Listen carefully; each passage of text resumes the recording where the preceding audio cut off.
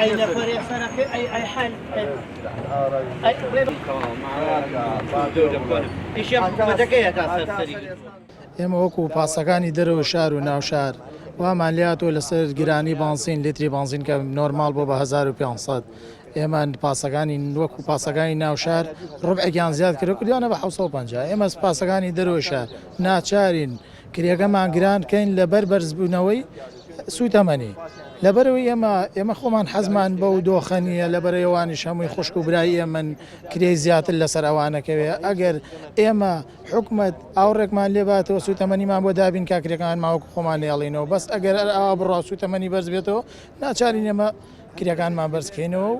ئەگەروانە بێت دەبێت سیارەکانمان لە ماڵەوە دانێ هەموو شتێک گران بووە هەموو شتێکی سیارەکان گران بووە قەزی هە بنزین نییە بەیانی ئەڵێ بنزینی مەقسەد بۆ نمونەڵێ بنزینی 600 تیە دەفعی ئێمە ناکات کاک هەموو شتەکان گران بووە جاران فیلپەم بێ بە 10,000 بیسە بە 20,000 جووتێتایە بە 200 دلار بیسە بە 300 دلارە جادۆبان ئێمە وەرە لە ناو ڕاپەڕینەوە لە باکو لە نووسنگی لای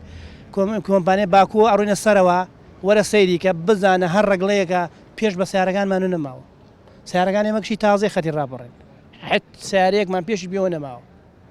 دوو ڕۆژ سێ ڕۆژە گرمانە بە 650 لەبەر گرانبوونی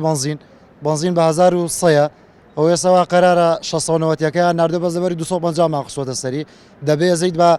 2009 کردیان بە 3650 بۆ ئەوە مشکلە نیە بەڵام بۆ 250 ئێمە کە بۆ خەڵک بۆ هاوڵاتی شتێ ناگەێنانی پارەکەیەوە نە زۆر نییە بۆ هاوڵاتی بەڵام بۆ ئێمە باشترێکە بۆ ئێمە تا حدێ لە 500 نارەکە باشە کە بنزین گرانە ئێستا کتابی نردووە قایم قامێدەڵە بکەنەوە بە 500 هەچ کەسێکیش بە 500 بارنەکە سیارەکەی حیزەکان بەڕاستیەمە وەکو شۆفێرانی یەلی بەکرێژۆی شتێکمان بۆ نامێنێتەوە شوێنەکەمان هەر وەکو قەزا گویا دوورە لە هێڵەکانی ترەوانە لێرەوە بۆ بەکرێژۆڕی 20 دقیقە 25 دقیقە و پێچێ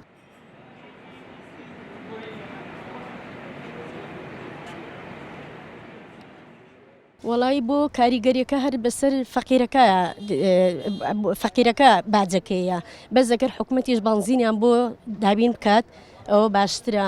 ئەگەنە 750کە بۆ هاوڵاتیان گرانە بەس بۆ سایەق بەڕاستی زەرریانە بۆ ئێمە زۆرە 250 زۆرە ئێستا دوانین کولی جارە 500 زیاترین حەزمانەکە 500 کە بێ باشترە بەس برنچی دەسەڵاتەیە بنزین گران بووە بەس ئێمە چی بکەین دەسەڵاتی ئێمە نییە خۆ کە بنزین گران بووە ئەمڕۆ لترێ بنزین بۆ تا 1100 دینار و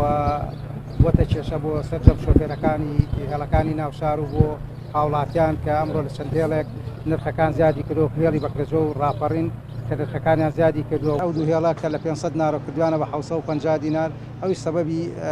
گرانبوونی نرخی سوتەمەنیەوە ئێمەش لێرە جارێککەش ئاماژەی پێکەمەوە کە